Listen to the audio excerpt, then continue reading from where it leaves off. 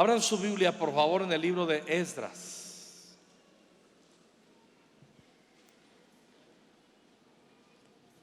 Esdras capítulo 1.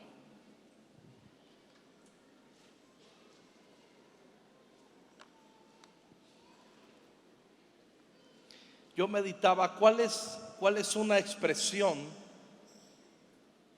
cuál es una de las expresiones de las herencias que Dios nos ha dado, porque somos herederos de muchas bendiciones, amén. Pero cuál es una de las herencias que nos hacen fuertes, que nos hacen inquebrantables. Pensé en muchas, pero vamos a tratar un tema nada más. Una de las grandes herencias que Dios nos ha dado en su Espíritu Santo a ti y a mí, por el hecho de ser sus hijos, la herencia de caminar en propósito. Nosotros no somos gente desconfigurada. Nosotros no somos gente que no entendemos para qué estamos aquí. Nosotros no somos gente que tenemos dudas de que Dios nos hizo nacer para la gloria y alabanza de su nombre. Nosotros no somos gente que estamos esperando a que sucedan cosas extrañas en nuestras vidas. No somos gente que vivimos en duda, por lo menos no debiera ser así, porque tenemos el Espíritu Santo y tenemos el poder de su palabra. Y propósito es bien importante, es parte de nuestra herencia, y vamos a hablar unos minutos sobre este tema. En Esdras capítulo 1 comienza hablando del edicto de Ciro. Ciro era un rey persa, y que Dios dice así: en el primer año de Ciro, rey de Persia, para que se cumpliese la palabra de Jehová por boca de Jeremías, despertó Jehová el espíritu de Ciro, rey de Persia, el cual hizo pregonar de palabra y también por escrito por todo su reino. Así ha dicho Ciro, rey de Persia: Jehová, el Dios de los cielos, me ha dado todos los reinos de la tierra, y me ha mandado que le edifique casa en Jerusalén, que está en Judá. Hasta ahí por ahora. Dios toca y despierta el espíritu de este rey, que ni siquiera es un seguidor del Señor, pero lo hizo para que se cumpliese la palabra del profeta Jeremías. En Jeremías capítulo 29, Jeremías advierte al pueblo que estarían 70 años en la cautividad, y luego que regresaran de la cautividad iban a regresar afinaditos, iban a regresar con espíritu de búsqueda. Es donde encontramos el pasaje donde dice: porque yo son los pensamientos que tengo para vosotros, pensamientos de bien y no de mal, para darles el fin que esperan. Y comúnmente cuando nosotros hablamos de este versículo, no leemos el contexto ni lo que sigue. Pero esos pensamientos de bien y no de mal los tuvo que procesar Dios 70 años en la cautividad, porque el profeta Jeremías y otros profetas les habían advertido que abandonaran su frialdad, su oposición de rendirse al Señor, y la consecuencia es que fueron 70 años cautivos en Babilonia. Pero Jeremías 29 les advierte: los voy a regresar de ahí, y ya que regresen de ahí de la cautividad, me buscarán y me hallarán, porque me buscarán de todo su corazón. Y les dice: y seré hallado por vosotros, dice el Señor. Y habla también de ahí que se va a multiplicar un espíritu de búsqueda en esencia y un espíritu de oración. El pueblo de Israel históricamente, una vez que regresaron de la cautividad de Babilonia, no volvieron a repetir como pueblo. Habría algunas familias despistadas, pero no volvieron a repetir nunca sus idolatrías. No volvieron a repetir, aprendieron la lección tan bien, pero les costó 70 años. Y había unos profetas que les decían: esto va a pasar rápido. Y llega Jeremías, le dice: esto no va a pasar rápido, los voy a meter 70 años ahí. Es más, dice: oren por la ciudad a la cual los hago transportar, porque en la paz de la ciudad, en sus oraciones también ustedes tendrán paz. O sea, Dios les dice, van a ser 70 años, pero los regresó afinados. Porque hasta hay salmos que dice y cantos que entonamos en esta época: volverán los redimidos del Señor y volverán a Sión cantando, y gozo perpetuo habrá sobre sus cabezas. Habla del regreso de la cautividad, 70 años de Babilonia. Entonces Dios usa a Ciro para cumplir la palabra profética de Jeremías.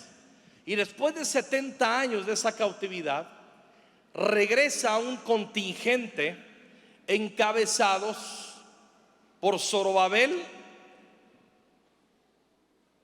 y por Josué. No olviden estos nombres: Zorobabel y Josué. Josué era el sumo sacerdote, no el Josué del libro de Josué, es el Josué de esta época. Y Zorobabel es el gobernador. Y esos dos hombres son los que Dios les asigna encabezar todo el retorno y la reedificación del templo. Estoy hablando del contexto. Entonces, cuando vamos al capítulo 1, cuando recorremos todo el capítulo 2, vamos a encontrar que viene todo este contingente en un mismo sentir, sintiéndose unos mismos. Y cuando vamos al versículo 9 del capítulo 3, acompáñenme por favor. Dice así, 3:9: Jesúa también, sus hijos y sus hermanos, Cadmiel y sus hijos, hijos de Judá, como un solo hombre, asistían para activar a los que hacían la obra en la casa de Dios, junto con los hijos. De hecho, cuando vamos al versículo, me gustaría que leyéramos el 8. Dice así: en el año segundo de su venida a la casa de Dios en Jerusalén, en el mes segundo, mire quiénes comenzaron: Zorobabel, hijo de Salatiel, y Jesúa, hijo de Josadac. Jesúa y Josué es el mismo. Y los otros sus hermanos, los sacerdotes, los levitas, y todos los que habían venido de la cautividad a Jerusalén, y pusieron a los levitas de 20 años arriba, noten bien, para que activasen la obra de la casa de Jehová. Tanto en el versículo 8 como en el versículo 9 aparece activar. Y activar es poner en movimiento, habla de dinámica. Y todo el capítulo 3 habla de la activación, poniendo los cimientos. Voy a tratar de ir al clavo. Estoy emocionado, este tema me apasiona a mí, y tengo que poner un contexto para llegar al tema que quiero llegar. El capítulo 3 habla de un avivamiento de comienzos. Es una activación para comenzar. Los siguientes versículos nosotros leeríamos que pusieron los cimientos, y había una mezcla de alabanza y de lloro. Los que habían ido a la cautividad, que eran adolescentes y que están regresando a levantar el templo, están llorando tanto de emoción, están encontrados sus sentimientos. Y los chicos que nacieron en la cautividad, las familias que vinieron de la cautividad y que están levantando los cimientos, ellos están contentos de saber que llegó el cumplimiento de lo que le habían hablado sus abuelos y sus padres. Están activos en levantar el templo del Señor. Ahora, avanzamos. Cuando llegamos al capítulo 4, dice así: oyendo los enemigos de Judá y de Benjamín y los venidos de la cautividad, que la cautividad edificaban el templo de Jehová Dios de Israel, vinieron a Zorobabel y a los jefes de las casas paternas y les dijeron: edificaremos con vosotros, porque como vosotros buscamos a nuestro Dios, y a él ofreceremos sacrificio, etcétera. 3.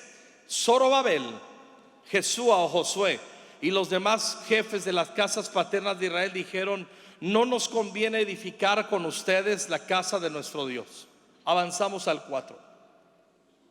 Pero el pueblo de la tierra intimidó al pueblo de Judá y lo atemorizó para que no edificara. Lo intimidó y lo atemorizó. Cuando seguimos leyendo, no puedo narrar todo, lo lee en su casa luego.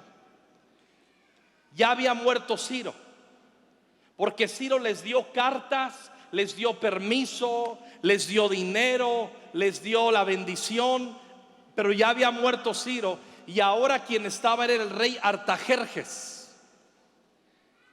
Y los enemigos que querían detener esa obra del templo le mandan unas cartas a Artajerjes diciéndoles mentiras y le dicen: Artajerjes, los judíos tienen el sello y la característica que cuando les dan un poco de ayuda y se sienten fuertes, se le echan encima a sus reyes.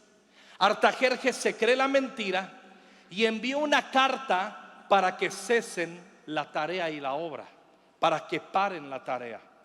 Noten muy bien en el versículo 22: entonces, cuando la copia de la carta del rey Artajerjes fue leída delante de Rehum, de Simsai secretario, y de sus compañeros, fueron apresuradamente a Jerusalén a los judíos y les hicieron cesar con poder y violencia. Digan conmigo: cesar. Es lo contrario, cesar, de activar. Y dice en el versículo 24: entonces cesó la obra de la casa de Dios que estaba en Jerusalén y quedó suspendida hasta el año segundo del reinado de Darío, rey de Persia. Entonces vemos, capítulo 1, hay un avivamiento y un despertar en Ciro que los envía a que retomen la construcción del templo. Capítulo 2, se ponen de acuerdo y están en unidad. Capítulo 3, hay un avivamiento de poner los cimientos y una activación. Capítulo 4, hay una suspensión de labores. Cuando tenía 14 años, hace como 8 más o menos, 8 décadas, ¿no? Yo fui a un viaje misionero a Michoacán. Yo soy de Michoacán, yo soy de la familia michoacana de Cristo. Y cuando yo estaba allá, yo tenía 14 años de edad y era uno de los primeros viajes misioneros que yo hice. Y era en la zona de Zamora, Michoacán. ¿Alguien de Zamora aquí? Alguien se puso muy contento por ahí. Muy bien. ¿Eres de Zamora tú, bro? Bro, pero trae la camisa de la América. Por favor. Por eso no llega el avivamiento a tu vida. ¿Ah? Y yo estaba en Zamora, y luego que terminamos las labores de clases con los niños de evangelismo, el pastor le pide a algunos que nos lleven a dar la vuelta allá a Zamora, a conocer. Y nos llevaron a un lugar que le llaman La Inconclusa. Y yo dije: ¿la qué? Sí, La Inconclusa. Yo tenía 14 años y yo recuerdo que nos llevaron a ese lugar. No sé si tienen la foto 1, ahí está, miren. Esa es La Inconclusa. Y ahorita vamos a hablar un poco de la historia de La Inconclusa. Ese lugar me llevan y era el orgullo de los zamoranos. Era el lugar y llegaron, me metieron ahí, dimos la vuelta y que las fotos y todo eso. Y yo dije: La Inconclusa. Y yo y bien emocionado el que me llevó: está bien padre, ¿verdad? Y yo, no, uy, padrísima, wow, ¿no? Una ruina. Pero hay algo importante detrás de todo esto. Hay una historia súper interesante. La historia, voy a leer un poco de lo que le estudié en Wikipedia. La hermana Wikipedia. Les voy a leer un poco, ténganme paciencia.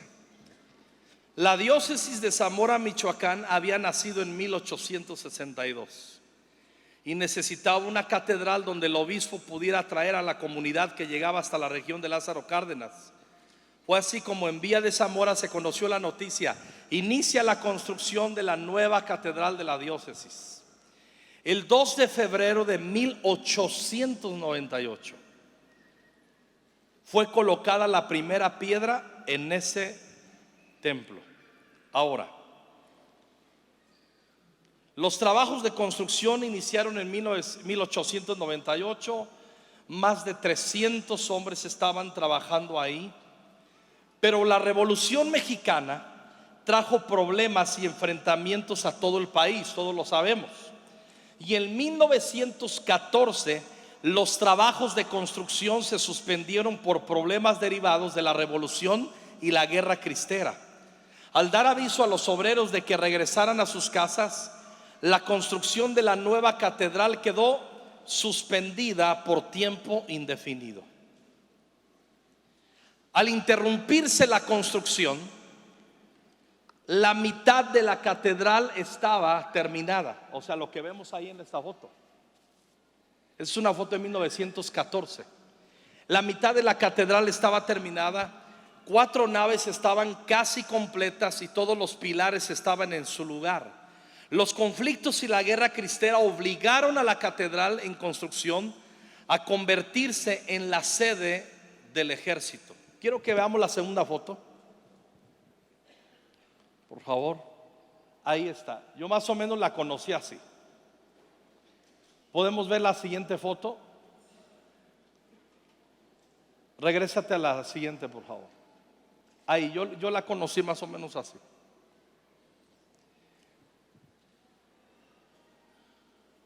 Pero la revolución y todo el conflicto hizo que quedara en una suspensión. Ahora, yo estoy haciendo una analogía, una comparación. Entendemos que la motivación por la cual estaban haciendo esto, nosotros no compartimos y no somos parte de ello. Nosotros tenemos una revelación de la adoración en espíritu y en verdad. Pero permítanme que lo tome como referencia para esta ocasión. Y dice más, que durante el abandono, lo primero que sucedió, déjenme ver aquí, se convirtió en la sede del ejército. Aquí viene el tema. A ver, la visión primaria de la construcción de esa catedral, la visión era que fuera una sede del ejército o un lugar, un santuario de adoración a quien ellos adoran, que sabemos que no tiene nada que ver con lo que nosotros hacemos. La visión no era una sede de ejército. Luego voy a seguir leyendo aquí. A ellos se les atribuye la pérdida de los planos de la catedral. Durante el inicio de su abandono, desapareció mucha cantera que todavía estaba guardada. Lo mismo que pasó en el libro de Ageo con el templo en la suspensión. Además de que se hicieron serios daños a los nichos y a los pilares de los muros, el ejército aprovechó una de las paredes de piedra junto al ábside para convertirla en un muro de castigo, donde probablemente cientos de personas murieron por su fe. Yo hago una pregunta. Cuando empezó la construcción de esa catedral, la meta es que sirviera como un lugar de ejecución y en un paredón. ¿Ese era el propósito?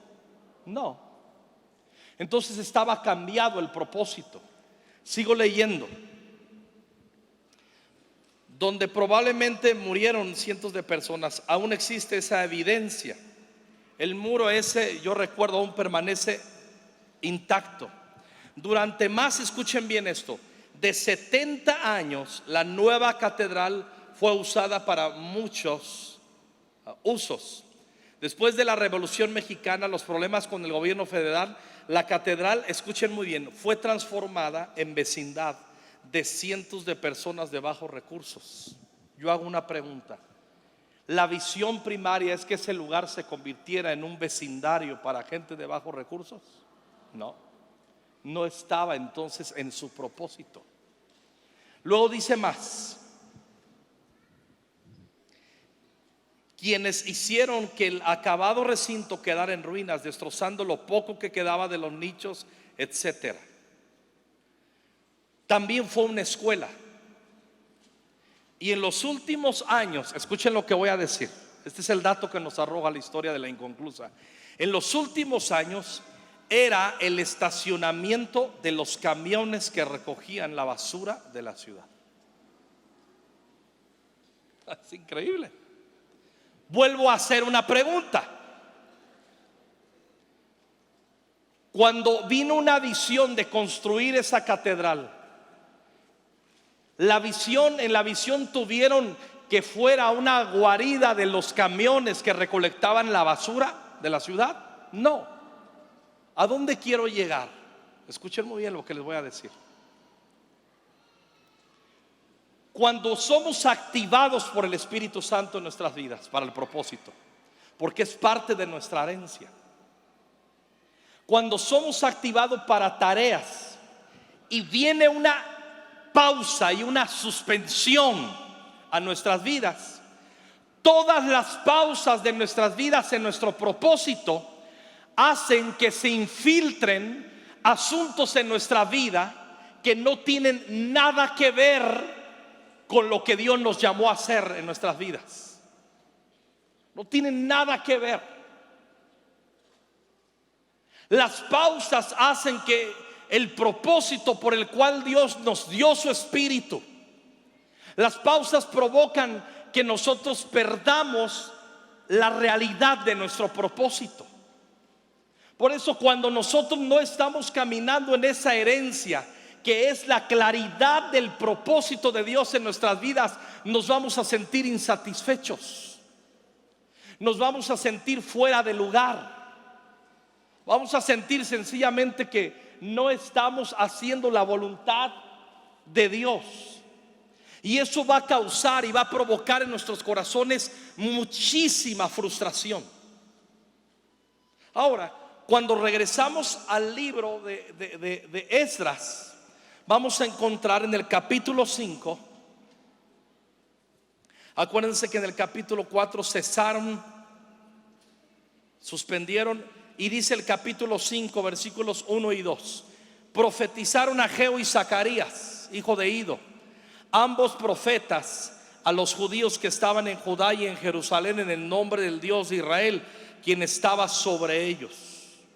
Entonces se levantaron Zorobabel, hijo de Salatiel, y Jesúa, hijo de Josadac, y comenzaron a reedificar la casa de Dios que estaba en Jerusalén, y con ellos los profetas de Dios que les ayudaban. El capítulo 4 habla de una pausa y de una suspensión, pero el capítulo 5 habla de un nuevo avivamiento, habla de quitar la pausa, habla de ir adelante, habla de terminar las tareas, habla de volver a capturar y entender el propósito por el cual estamos aquí. Escuchen muy bien, entre el capítulo 4 y el capítulo 5, usted y yo lo leímos ahorita saltando y respirando nada más un segundo, pero históricamente entre el capítulo 4 y el capítulo 5 hay 15 años de suspensión, 15 años de pausa. Cuando llegaron los enemigos con las cartas de Artajerjes y les hicieron cesar con poder y violencia, ya vimos en el capítulo 3, estaban en un avivamiento de comienzo, estaban activos, había un fluir de Dios en sus vidas. Pero llegaron los enemigos, les pusieron violencia, los intimidaron y pararon la obra, suspendieron la obra 15 años. Ahora, ¿a qué se dedicaron 15 años? ¿Qué hicieron en 15 años? Ahora, ¿quiénes fueron los profetas que lograron quitarles la pausa a Zorobabel y a Josué? ¿Quiénes fueron los profetas? Ageo y Zacarías. Por eso el libro de Ageo y el libro de Zacarías son bien importantes para el pueblo de Dios, mantener un avivamiento en nuestro corazón. Ageo y Zacarías dieron un mensaje que logró reactivar el propósito de Dios en las vidas de todos ellos. Mira, yo no sé qué pudiera estar pasando en tu vida, en tu ministerio, pastor, pastora, pero si hay algo horrible en el corazón de un hijo de Dios, es cuando nos damos cuenta, sin que haya un profeta de por medio, nos damos cuenta en nuestro espíritu, en nuestro corazón, que estamos funcionando de una manera no óptima. Acuérdense, las pausas modifican y nos mueven al terreno incorrecto de nuestro propósito. Las pausas, hay pausas santas, hay pausas buenas, pero aquí no estamos hablando pausas autorizadas por el Espíritu Santo. Estas son pausas que vinieron por una intimidación. Estas son pausas que vinieron porque simplemente les dijeron cosas que les metieron un temor terrible. Pero Ageo y Zacarías los levantaron, los reactivaron. Vayan conmigo rápido, obviamente no vamos a tener el tiempo de todo. Vayan conmigo al libro de Ageo, si es que lo encuentran. Váyase de Mateo para atrás, Malaquías, Zacarías, y usted va a llegar a Ageo. Yo así le hago. Ageo, ¿qué mensaje dio Ageo en esos 15 años de pausa? Mire lo que sucedió. En el año segundo del rey Darío, en el mes sexto, en el primer día del mes, vino palabra de Jehová por medio del profeta Ageo. ¿A quién? ¿A quién? A Zorobabel, hijo de Salatiel, gobernador de Judá, y a Josué, hijo de Josadac, sumo sacerdote, diciendo: así ha hablado Jehová de los ejércitos, diciendo: este pueblo dice, no ha llegado aún el tiempo en que la casa de Jehová sea reedificada.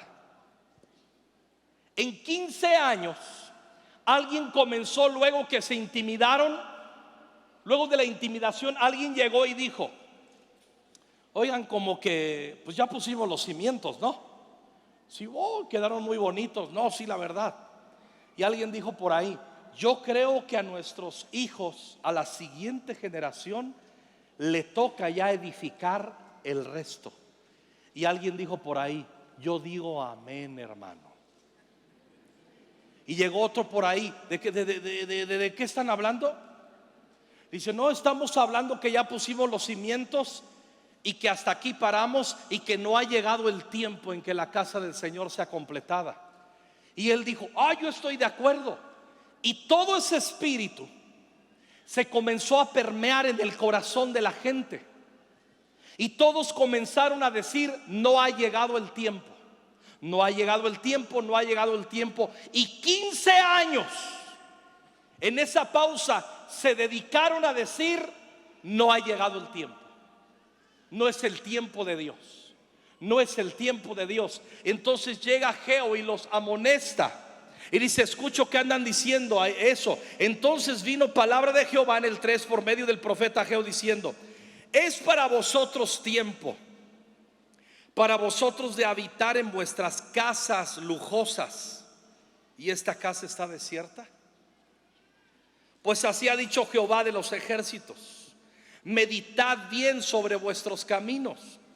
Y miren lo que les dice: siembran mucho y recogen poco, comen, no se sacian, beben, no quedan satisfechos, se visten y no se calientan. Y el que trabaja toda una jornada recibe su salario y se le va en saco roto, o sea, no le rinde nada. Así ha dicho Jehová de los ejércitos: meditad sobre vuestros caminos.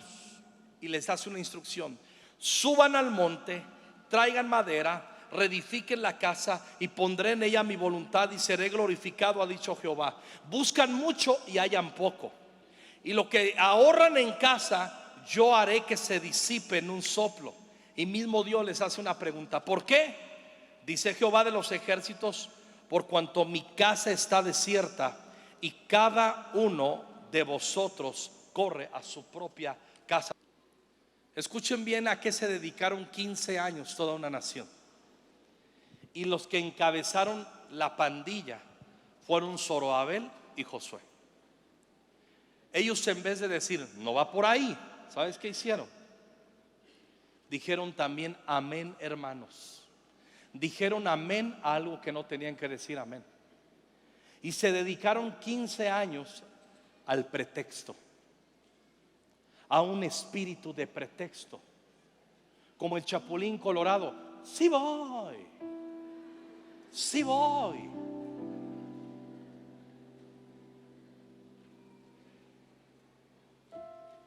Y Dios les dice: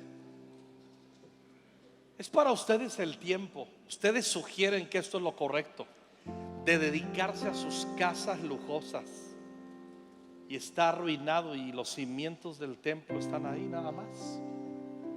Y Dios les dice 2 veces por el profeta Ageo: mediten bien en su corazón, piénsenselo bien, piénsenlo bien. Cuando estamos en pausa, hacemos 2 cosas. Siempre tenemos un buen pretexto, y hay un espíritu en nosotros de insatisfacción. Y otra cosa, nos dedicamos a nosotros mismos. ¿Cuándo fue la última vez? Yo sé que ustedes son una iglesia preciosa, misionera. Yo no hablo a los que entienden, sino a los que están en pausa. ¿Cuándo fue la última vez, jóvenes, que en vez de comprarte tus nuevos Nike o tus Adidas, dijiste: este mes no, este bimestre no, esto va para misiones, aparte de mis diezmos y mis ofrendas? ¿Cuándo fue la última vez que te importó el proyecto de Dios? La casa de Dios no se limita a auditorios y a templos. La casa de Dios, en la restauración del templo, tenemos que traducirlo, escúchenmelo bien, amados y amadas, a los proyectos de Dios. Tocar almas, misiones. Pero ellos estaban dedicados a ellos mismos, y Dios les dice: siembran mucho, recogen poco. Lo que ponen, lo que ahorran, de repente tiene una necesidad, que ya enfermó fulanito, que ya se les cayó el techo, que esto y lo otro, y no pueden ahorrar, no tienen satisfacción en lo que hacen. Y mismo Dios les pregunta: ¿por qué? ¿Por qué se sienten así? Y Dios mismo contesta: porque cada uno de vosotros corre a su propia casa. Cada quien se está ocupando demasiado de sí mismo. Ahora, ¿Dios está enojado en que prosperemos? No. De hecho, el apóstol Juan se acuerda que escribe: amado, yo deseo que seas prosperado en todo, así como prospera tu alma, que tengas salud y prosperado en todo, así como prospera tu alma. La voluntad de Dios es nuestra prosperidad en todo aspecto. Eso es incuestionable. Pero nunca debemos esperar ser prosperados si no ponemos como fundamento y como preeminencia lo que le interesa a Dios.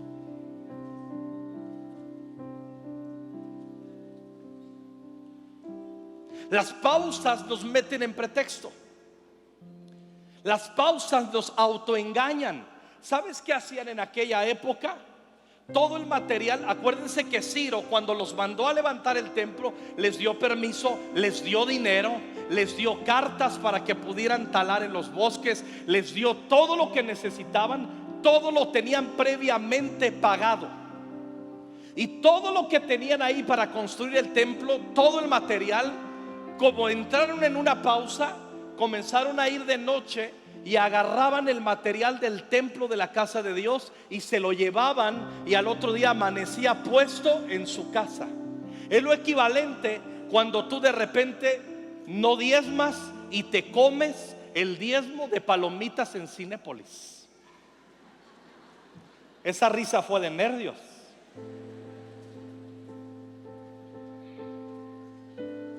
Yo no puedo entender por qué gente no diezma en las iglesias. No lo puedo entender. Y ahorita están comenzando un montón de rollos, tendencias que no. Es un asunto de honra a Dios, es un asunto de entendimiento, es un asunto de reconocimiento, de adoración. Es un asunto de responder al Señor y al poder de la cruz que ha sido manifestado y revelado a nosotros. Nos importa que haya alimento en la casa. Así de sencillo. Pero ¿cuál es el pretexto que hemos puesto? Yo voy a hablar por lo que pasa allá en México. Yo sé que bajas un poquito para acá y en Cuernavaca y donde vienen no. Y voy a hablar de México nomás de la zona ahí donde estamos, porque hay mucho chilango aquí, no quiero que me crucifiquen. Yo no entiendo, hay algunos matrimonios, se casan, perfecto que se casan. Me encanta cuando dicen: con este anillo de esposo prometo amarte, prometo cuidarte, serviremos juntos al Señor. Y se echan un rollo bien padre, me gusta. A ver. Nomás nace el primer chamaco y hace un poquito de viento. Y es la reunión de oración, la reunión más importante de la iglesia. Y esa muchacha que soltera estaba en fuego y que se casó con ese inútil. Ay, perdón, me cayó la unción de Paquita. ¿Me estás oyendo, iglesia? De repente dice: ¿por qué no has venido a la oración? Es que el niñito le podría dar gripita. O sea, ni gripe tenía, le podría dar si lo sacan a que le pegue el viento. Y como 2 años antes se casaron y dijeron: vamos a servir al Señor, este es nuestro propósito. Y de repente lo ves que, oye, como que necesitamos un carro. Se compran un carro y están tan metidos en pagar la mensualidad del carro que de repente dicen: híjole, me atoré. Y entonces le dicen: Dios, tú sabes cuánto te amo por el pescadito. Porque los cristianos es por el pescadito, ¿no? No te puedo diezmar este domingo, esta quincena, pero te la pago para la otra quincena.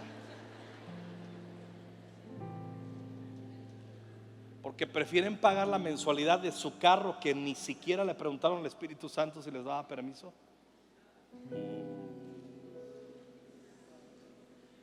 Y se están dedicando a ellos mismos. Entran en una pausa. Y cuando les preguntas: oye, ¿podemos contar contigo para esto y lo otro? Yo creo que sí. Déjame hablar con mi esposa. Y la esposa es la que, un vientecito y la gripita.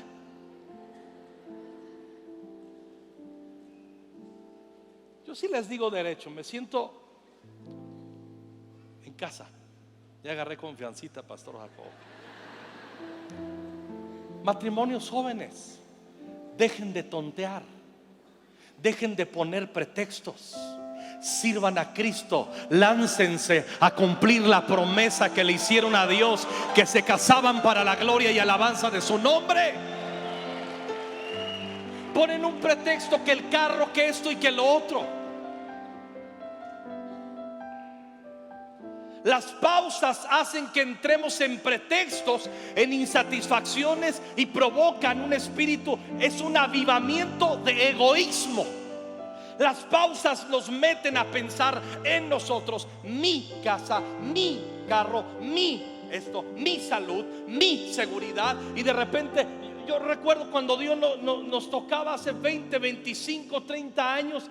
¿Qué nos iba a importar? O sea, era una locura. Nos tocaba el Espíritu Santo y nos íbamos a las misiones. No preguntamos cuánto nos iban a pagar.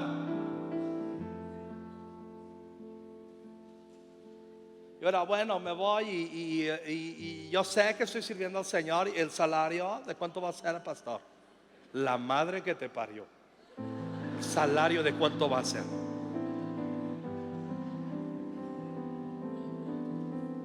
Porque hay un avivamiento de egoísmo. Las pausas son un peligro para que la obra siga. Yo les voy a decir algo: si tú estás metido en una pausa, estos días el Espíritu Santo te trajo aquí con este ambiente de gloria, con este ambiente del poder de su Espíritu, con cada palabra que estás recibiendo en tu corazón. Dios quiere quebrantar absolutamente el pretexto de tu vida.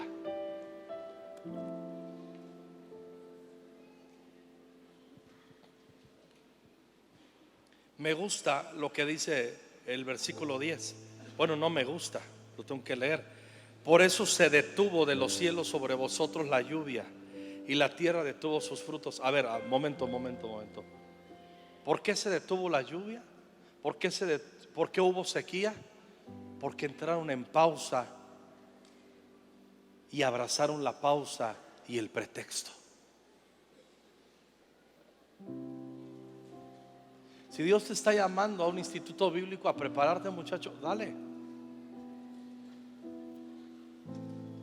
Si el Espíritu Santo está hoy inquietando tu corazón para que siembres un par de años en las misiones, obedécelo. Necesitamos un montón de obreros para abrir nuevos campos. Y ahora el rollo es: vamos a un viaje misionero y se van con 2 maletotas las chavas, impresionantes, una de puro maquillaje y otra, y nomás porque sus papás no les dieron para pagar la tercera. O sea, hello. Dice: ay, traigo bien poquita ropa, y 2 maletas como de 20 y tantos kilos. Y van nada más 15 días a misiones. ¿Cuáles misiones? Van a un viaje, buena onda, que está muy bien, con los brothers de la iglesia, y de repente van a repartir 3 folletos. Esos no son misiones, no te engañes. Misiones es que digas: yo suspendo mi universidad, o terminando mi universidad, yo me aviento 1 año, yo me aviento 2 años. Pastor, ¿dónde quieres que esté? ¿Dónde puedo ser útil? ¿Aquí en la casa me quieres enviar a algún lugar? Estoy dispuesto.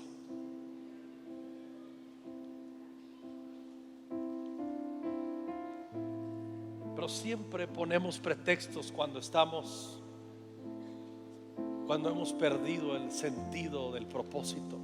Y no olviden, una de las mayores herencias que tenemos los hijos de Dios es tener claridad del propósito en nuestras vidas bajo la unción del Espíritu Santo. Yo recuerdo cuando Dios nos llamó con Norma hace 25 años a la zona donde estamos en México. Había como 200 en la escuela bíblica. Y cuando el pastor dijo: ¿alguien se quiere ir a Nesa? Y todos: Nesa, no manches, ay, nanita, a donde quieras menos allí, Espíritu Santo. Porque son chilangos, ¿no?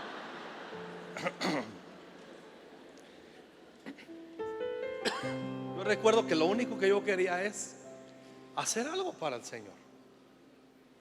El pastor me llama, historia larga, corta, me envía ahí. Yo le pido a Norma: ¿por qué no me vienes a...? Éramos como 15 en una misión.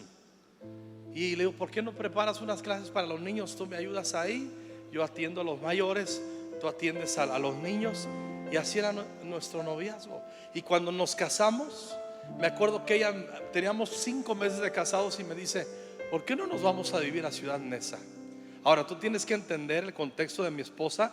Ella no hablaba así como yo. Ella era, o sea, dice: oye, ¿por qué no nos vamos a vivir a Neza? O sea, si Dios está con nosotros, ¿quién contra nosotros? O sea, tú tienes que entenderlo. O sea, si ella me dijera: me estás oyendo inútil, me dijera: ¿me estás oyendo inútil? Era una fresota mi esposa. Y se casó aquí conmigo. Pobre mujer.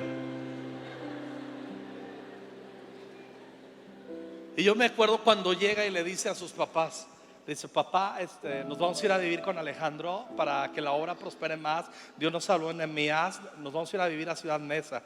Y no, mis suegros casi se ponían ahí, casi le decían: no, hija, no. Y yo le digo: tranquilo, suegros, todo va a salir bien.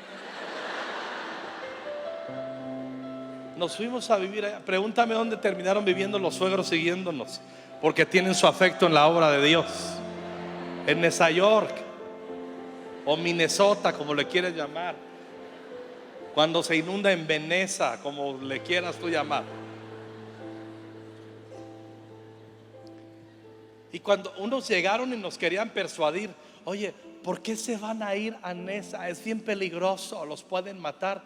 Y yo le dije: ¿por qué se van? Le digo: pues porque tú no te quisiste ir, inútil. Por eso me voy. Así les dije yo. O sea, eso de inútil no es de Paquita, entiéndanlo. Entiendan la revelación. Yo sí me daba mucho coraje que ellos no querían ir, pero tampoco querían que yo fuera. Yo perdí muchos amigos ahí. ¿De qué les sirvió todo su instituto bíblico si eran unos cobardes? Tómala, barbón.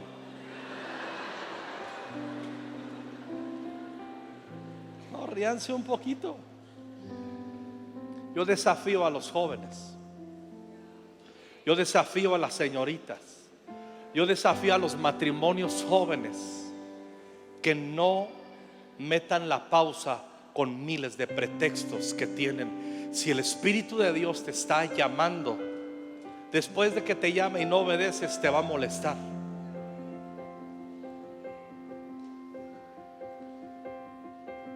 Lánzate. Sirve. Tú dices, pastor, tengo que abandonar mi trabajo. Por lo menos comienza con algo. No te tomes demasiados descansos luego de tu trabajo. Inviértelos en la obra. Duerme poco.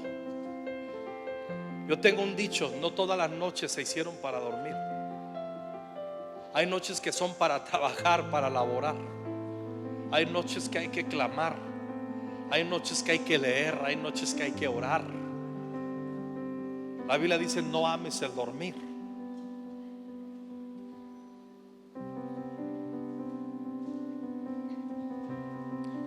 En cuanto a la inconclusa, después de muchos intentos por recuperar la catedral, apodada así la inconclusa, escuchen bien esto. En 1988, Monseñor Jorge Robles Jiménez, octavo obispo de la diócesis, logró rescatarla.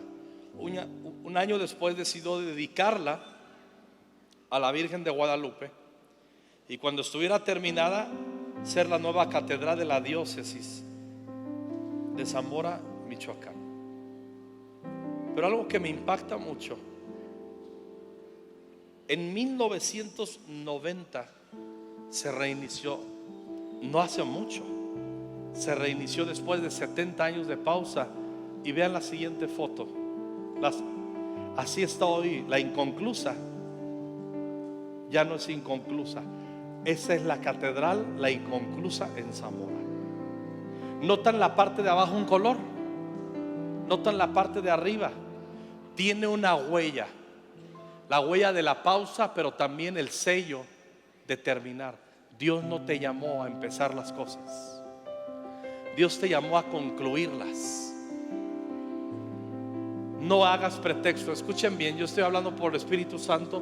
Algunos aquí, muchachos, le tuvieron un montón de miedo a la escuela y una materia, y reprobaron una materia, dos, y dijeron: no, yo ya me salgo de la universidad. Regresa a la universidad, termina tu carrera, sirve al Señor, lleva el reino allá adentro, reinicia, quita la pausa, rompe el pretexto que no sirves para las matemáticas, rompe el pretexto que tú no eres tan inteligente como el primo, como el amigo, como el hermano, qué sé yo. Son puras tonterías. Y no tenemos tiempo, pero luego lo lees en casa, el libro de Zacarías. ¿Se acuerdan ese versículo? No es con espada ni con ejército, sino que es con mi Santo Espíritu, dice el Señor. ¿Saben a quién Dios se lo está diciendo? Zacarías a Zorobabel. Los 15 años de pretextos. Viene y les dice: para reactivarte no es con espada, no es con ejército, es con mi Espíritu Santo, dice el Señor. ¿Cuál es el pretexto que tú has abrazado en tu corazón? Hay algunos que, miren, le voy a decir algo bien rudo. No es una ley, pero muchos espíritus de enfermedad se instalan cuando abrazamos el pretexto y no servimos a Dios cabalmente. Hay mucha gente que está enferma porque dejó de servir a Dios. Y hay mucha gente que se sana cuando piden perdón a Dios por sus pretextos y comienzan a servir a Cristo otra vez. te conviertes en un intercesor, te conviertes en un guerrero de oración, te conviertes en alguien que hace las cosas que te piden que se haga, cuando estás abierto y atento a la necesidad. Ageo y Zacarías son los dos profetas que quitaron la pausa del pueblo de Dios y que les quitaron el pretexto y la fanfarronería y lograron que fueran para adelante. ¿Han leído alguna vez la gloria postrera será mayor que la primera? Está en el libro de Ageo. Pero escuchen bien, a veces oramos y yo declaro que la gloria postrera será mayor que la primera, y eso está bien orar así, pero no hay gloria postrera de la casa mayor que la primera hasta que no nos arrepentimos del pretexto en nuestro corazón. La gloria postrera entra a la casa y activa la casa para terminar la obra mayor hasta que echamos fuera el pretexto de nuestro corazón. Soy muy viejo, dicen otros. Soy cartucho quemado. Pues ve la vida de Moisés. Comenzó su ministerio a los 80. Caleb a los 80 dijo: estoy bien fuerte. Si tú piensas que porque las canas llegaron a tu cabeza o a tus barbas, que son señal de ir en pique y en declive para servir al Señor, te tengo una noticia: estás equivocadísimo. Yo nunca había tenido tanta expectativa de lo que Dios va a hacer como en esta época de mi vida. Yo me siento con fe del Espíritu Santo. Yo no tengo tiempo para el pretexto. Yo no tengo tiempo para decir no puedo, porque entiendo que propósito es parte de mi herencia. Cuando tú sabes que el propósito de Dios es parte de tu herencia, tú le vas a echar para adelante.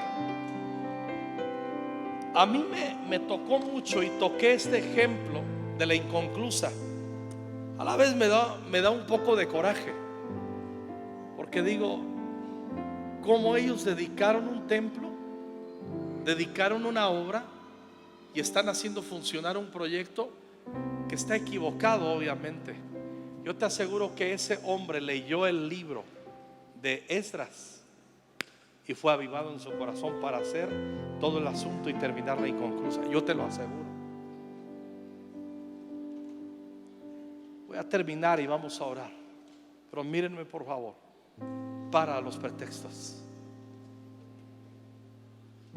Si estás metido en una pausa en tu vida, es tiempo de quitar la pausa y concluir las tareas y el llamado que el Señor te dio. Si tú sientes que tu congregación está metida en una pausa, la pausa desanima. Yo te quiero anunciar que el Espíritu Santo va a venir sobre ti en estos días. Te va a visitar, te va a decir, te va a recordar el propósito, va a quitar la pausa y tú vas a entrar en una nueva dinámica en tu ciudad.